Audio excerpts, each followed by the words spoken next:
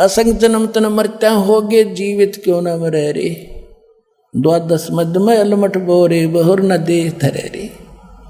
असंख्य जन्म तन मरत्या होगी, और एक बार जीवित मर के देखो। जीवित मरना है, एक तो ये है कि हम अपनी भक्ति मर्यादा के अनुसार चलें, संसार के चोचलों को ना देखें। कोई कोठी 2 बना रहा है, 4 प्लाट खरीदने जा रहा है, खरीदने दे ढोंड दे डले तो गोबर का भूंड है। अपनी सीमा में रहें, सीमित खर्च करो, लोक लाज की तरफ देखकर अपने कर्म बिगाड़ो मत, चाहे आपको कितना कष्ट सहना पड़े। यो भी जीवित मरना है, यानी मरने के बाद उस शव को कितना पीटो छेतो, उसके क्या असर है। तो यहाँ संसारिक जो व्यंग हैं, संसारिक ताने हैं, या कोई और यातनाएं हैं संसार की जो समाज के कारण दी जाती है, उनको सहन करो, बोलो मत, भगवान पर विश्वास रखो। जीवित मरना एक ये है। दूसरा जीवित मरना ये है कि जैसे आप यहाँ के लिए चलते हो, सतलोक के लिए, आश्रम के लिए, सत्संग के लिए, तो मन में पता नहीं क्या क्या प्रेरणा आती है, ये नुकसान हो जाएगा, वो हो जाएगा, फिर देखूंगा, फिर मैं मतलब इससे भी ज़्यादा हो जाए अगली बार। तो उस समय ये सोच ले,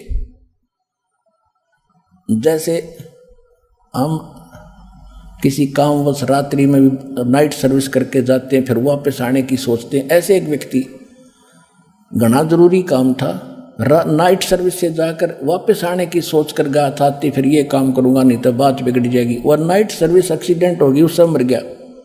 वह स्पीड खींच रहा था, वह भी खत्म हुई, जीवन भी परमानेंट गया, और वो काम जितना अनिवार्य था, जिसको वापस आकर रात को ही आप वापस आकर के संभालना था, वो पड़ा का पड़ा रह गया।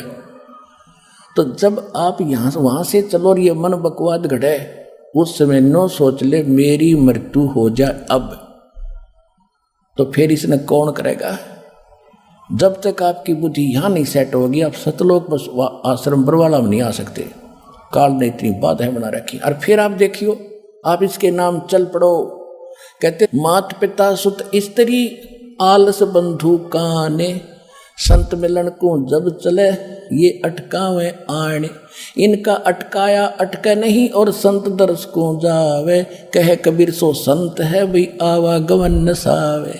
ते मात पिता सुत स्त्री, छोटे बच्चों को माँ बाप बाधा करते जिनको ये ज्ञान नहीं, और किसी भक्त के को ये लगन लगी तो उसकी पत्नी को ज्ञान नहीं, वो पत्नी बाधा बनती है।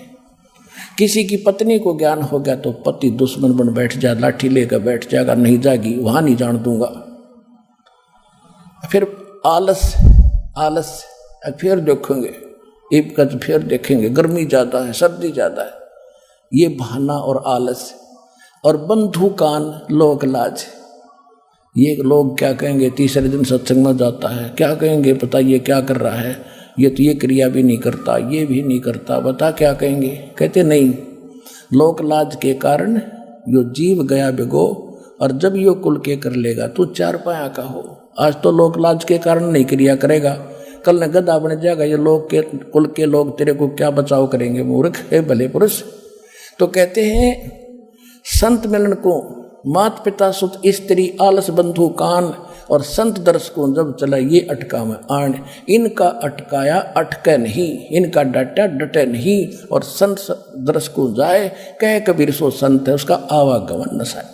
अब जैसे आप चलते हो तो ये सोच लो कि आप मर गए, मृत्यु होगी, आप यहाँ आगे 4 दिन 5 दिन, और जब यहाँ अपना काम भगवान कोड़ा करके जब जाओगे, अगर कोई छोटा मोटा हानि हुई है तो फिर पूरी कर लेंगे, क्योंकि जीवन है।